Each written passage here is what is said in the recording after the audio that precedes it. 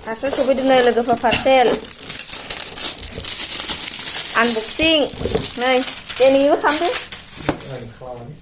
मानो माबायदि सफैदों नायनो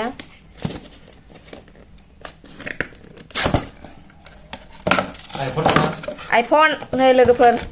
खानाय सिनग्रा आइफन आइफन बेसे 12 Pro 15 Pro वाव लोगो नै लोगोफोर आइफना गिदिर ना रेजें नै साइ Pro Max no नै लोगोफोर आइफना iPhone 12 Pro Max आइफन ला सफैदों नै 15,000 लादों आइफना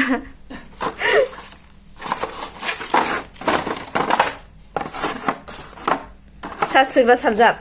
इयो चार्ज होग्रा चार्जार बैलाय नों लानाया चार्जार केबल टाइप C बावसो टाइप C आंनिजोंसो मिलायो होनबालाय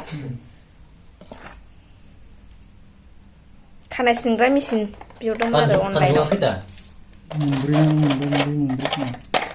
गिदिर दंथारो माथो नोंनिलाय माथो बिदों माथो खेवासो नोंनिबो मुलिसो ए